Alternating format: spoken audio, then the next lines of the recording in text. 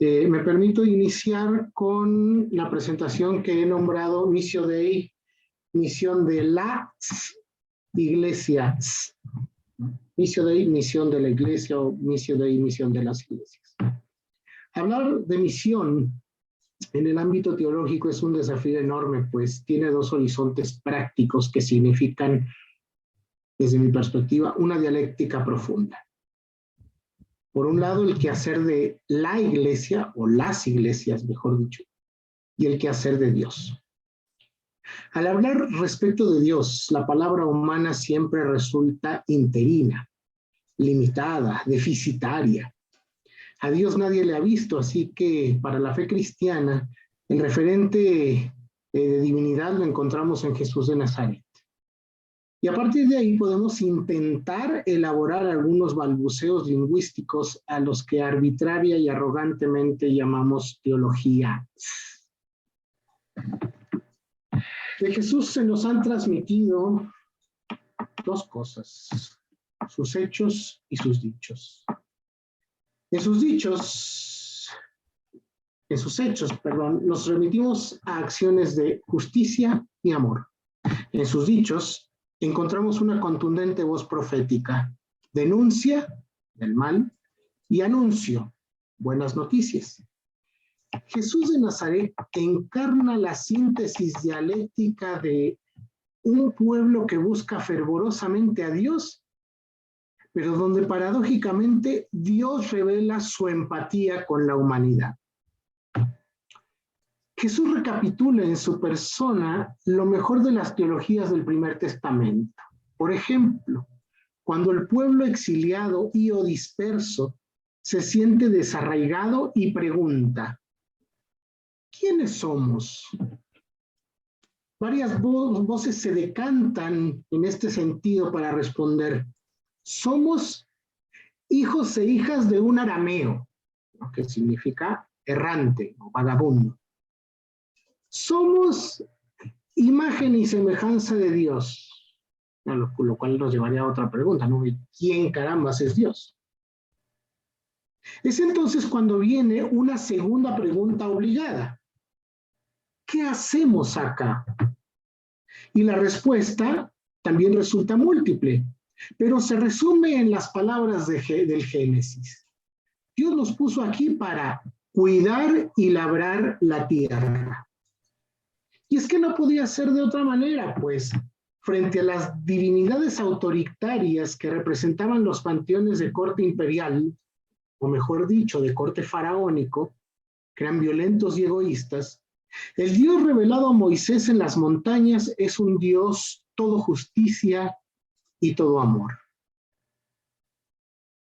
Yahvé, que ni siquiera sabemos cómo se pronunciaba, mucho menos cómo se traduciría, pero que provisoriamente podemos decir: yo soy el que sea, se presenta como un Dios creador y sustentador de su creación.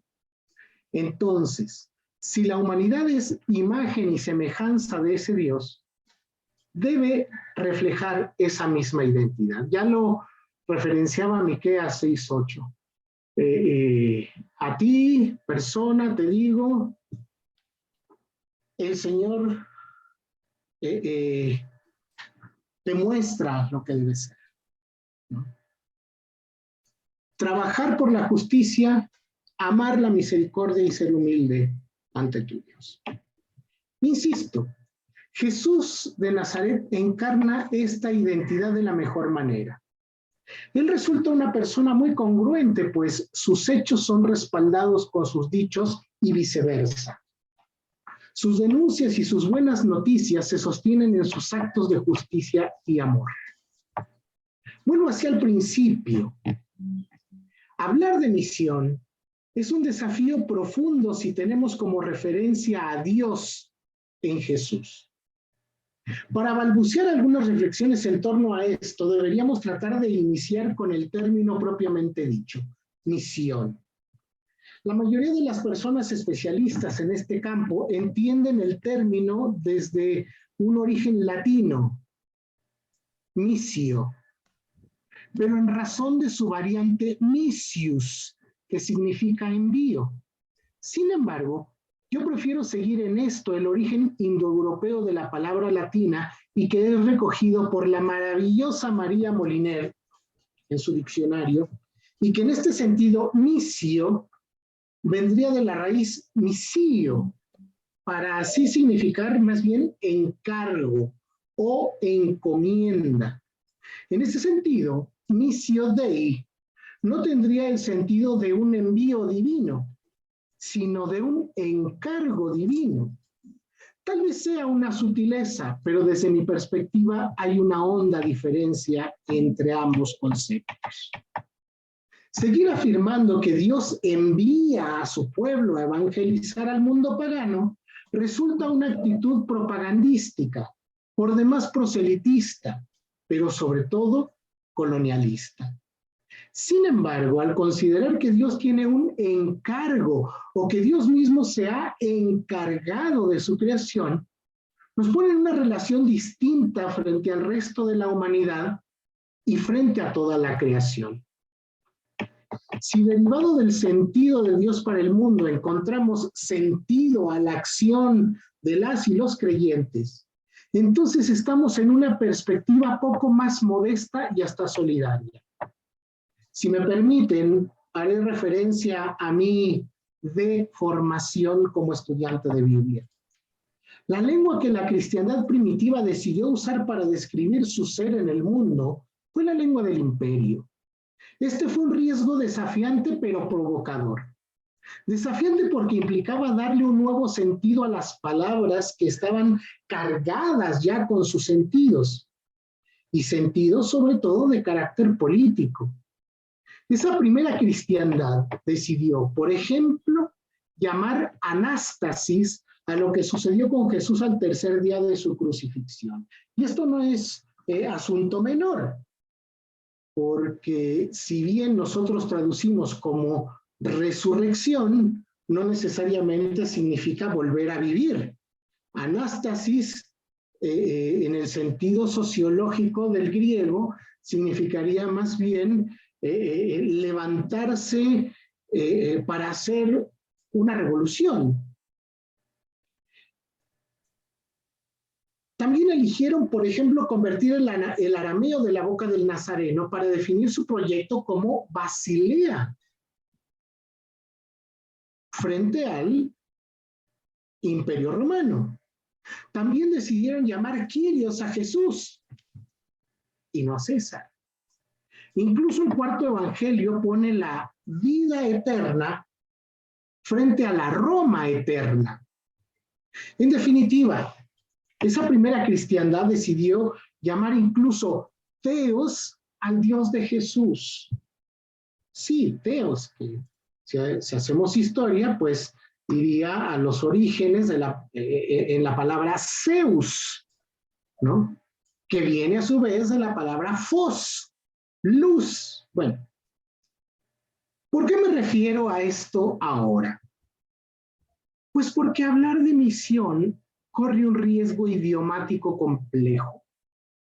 Ya he mencionado el gran peligro que significa asumir el concepto de manera imperial, de manera colonizadora, cuando en realidad puede sostenerse de una perspectiva menos verticalista, o sea, bien horizontal en cuestión de relaciones interculturales e incluso interreligiosas. Entender la missio Dei como encargo que el propio Dios tiene de su creación y que comparte con su pueblo, nos pone en un horizonte de compañía, en el sentido latino del término, con panis, comer mi pan con. Eso tiene una implicación teológica alucinante. No hay un envío de parte de Dios a administrarle el pan a nadie, sino un encargo de compartir nuestro pan con quien esté enfrente. Acá es donde yo insisto en que el término mayordomía, muy usado actualmente en las iglesias cristianas, está fuera del horizonte teológico del discurso de Jesús de Nazaret. Mayor demos, gran ciudadano, tiene que ver con ser un principal o un patrón en medio del sistema de patronazgo que diseñó el Imperio Romano. Implica que alguien puede estar por encima de otra persona y en dominio de su entorno. Jesús nunca quiso, desde mi perspectiva, ser más que nadie, ni envió a sus amistades a pretenderlo así. En la práctica cristiana de hoy día, muchas personas creyentes quieren administrar en nombre de Dios. Y eso no lo veo en ninguna parte en la agenda de Jesús.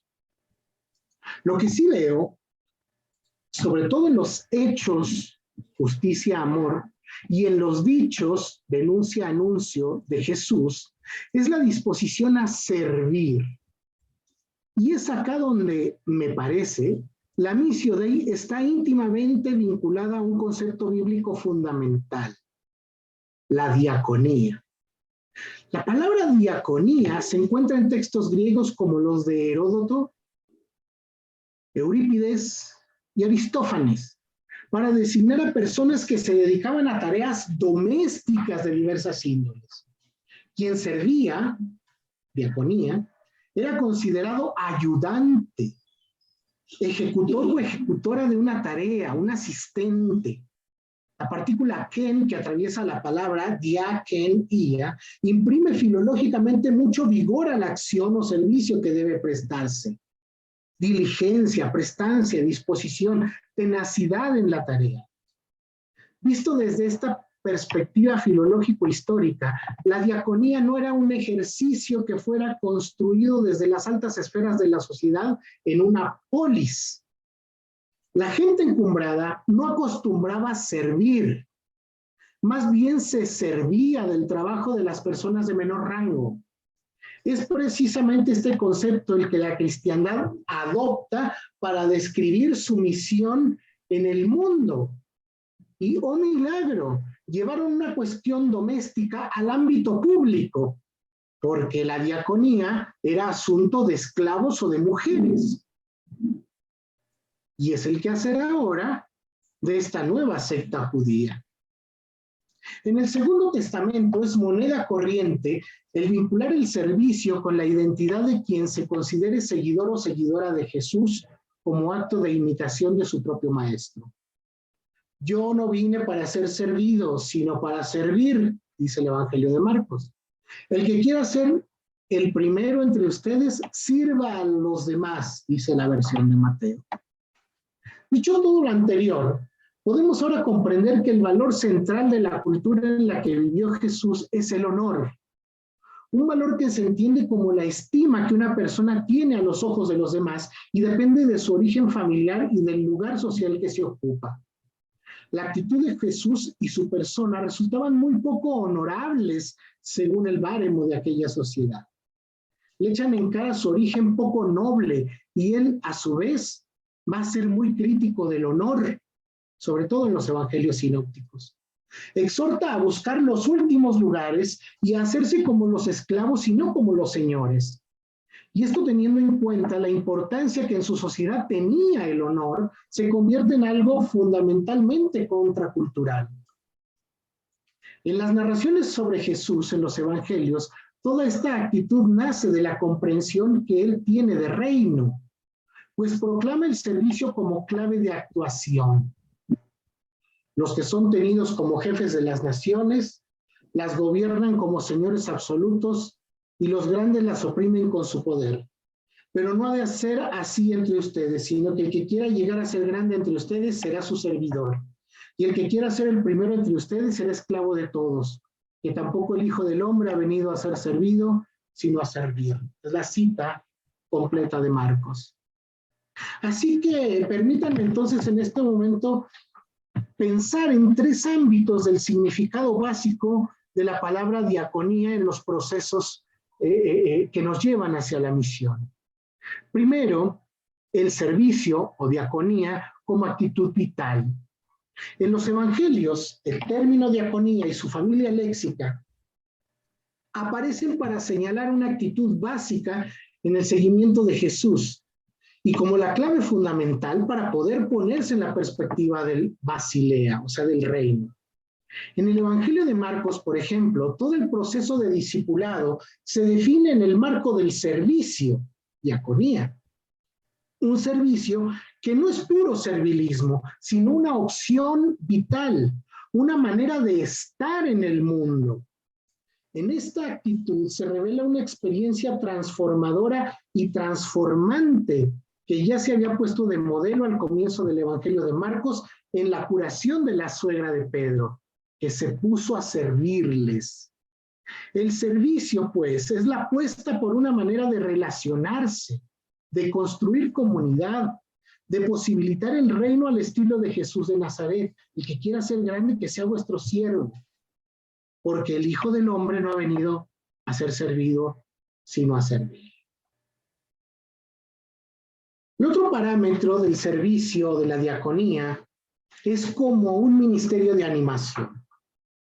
El valor central de la celebración eucarística, la comunión de la mesa, en la vida de las primeras comunidades, y el hecho de que ésta se realizase en las casas, posibilitó que este concepto fuese adquiriendo una nueva definición.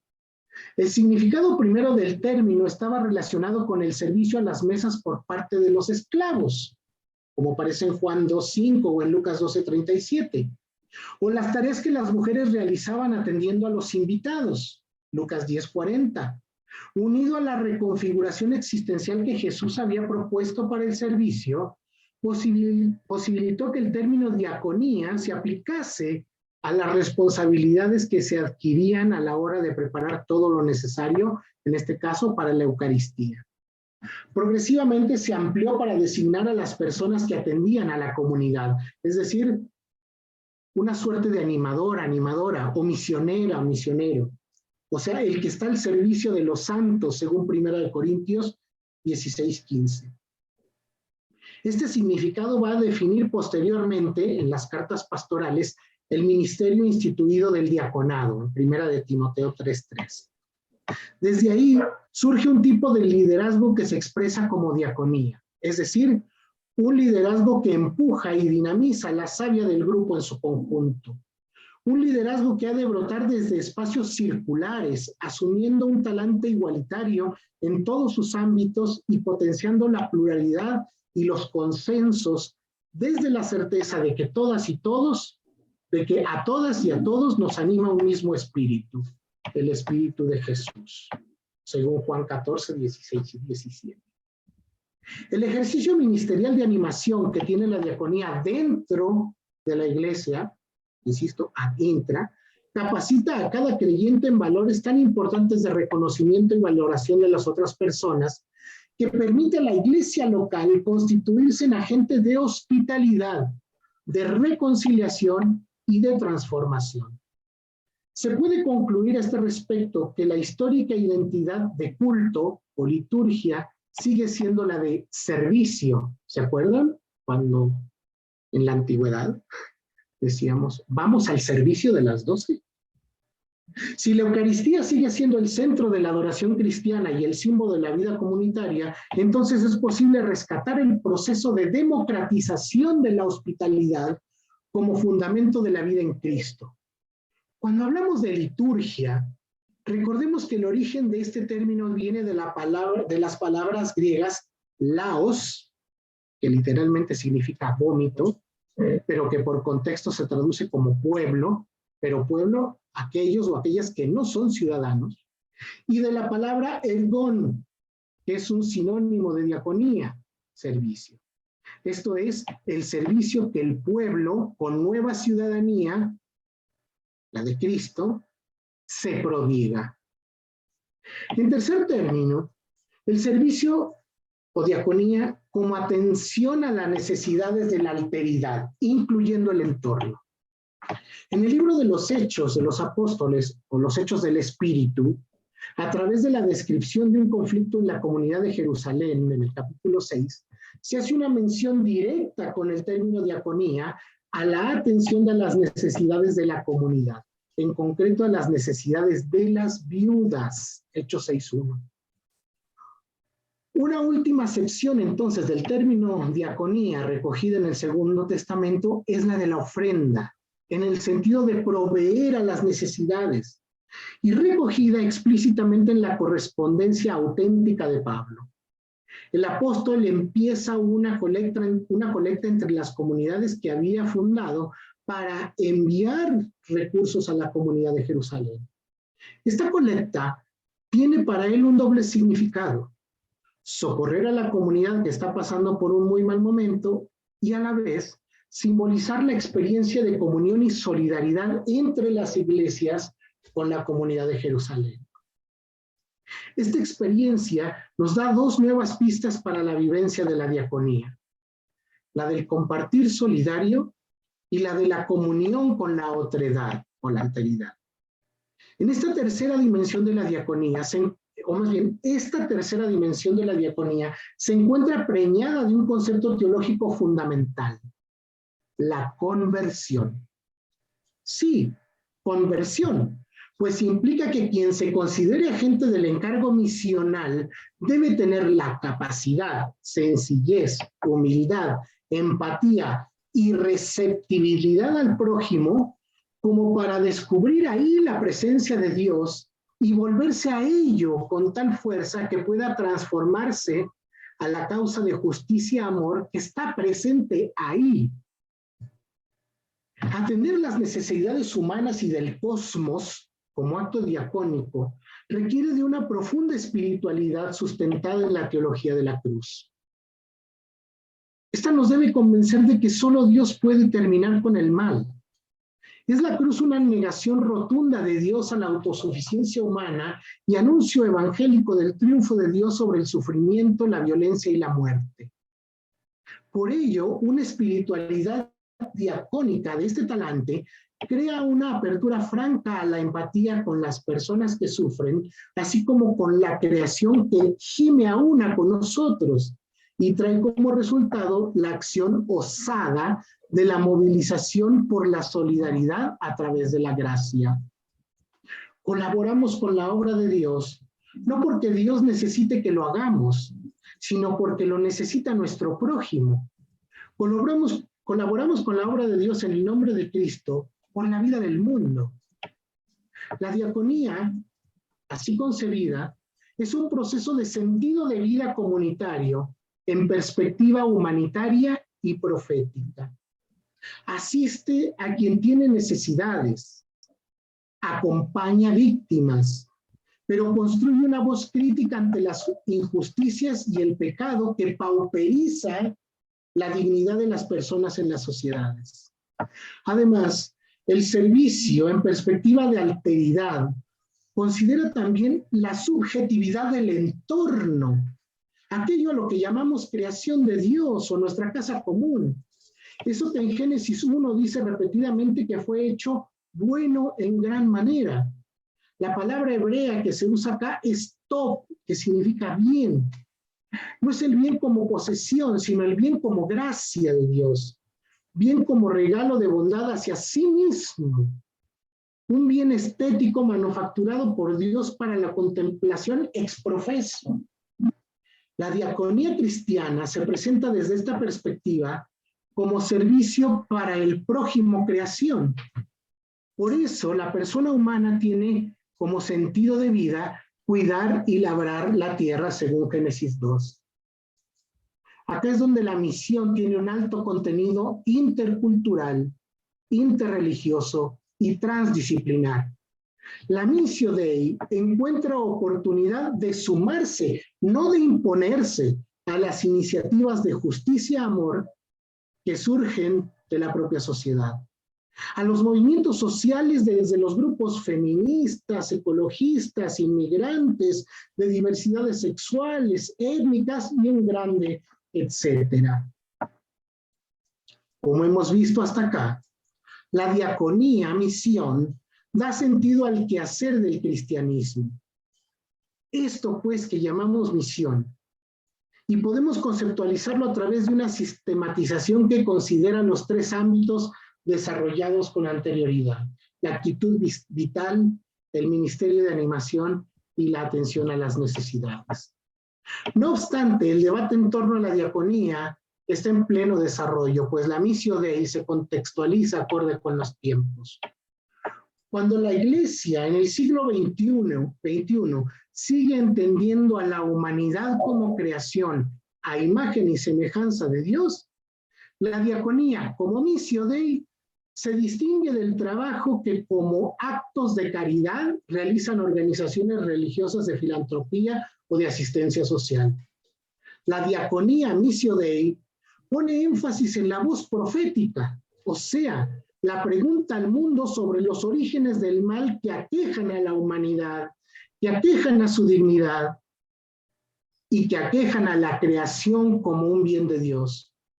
Y es que eso nos enseñó el caminante de Nazaret, con sus dichos de denuncia, anuncio, y con sus hechos de justicia y amor. Menudo encargo nos queda por delante, pues. Muchas gracias.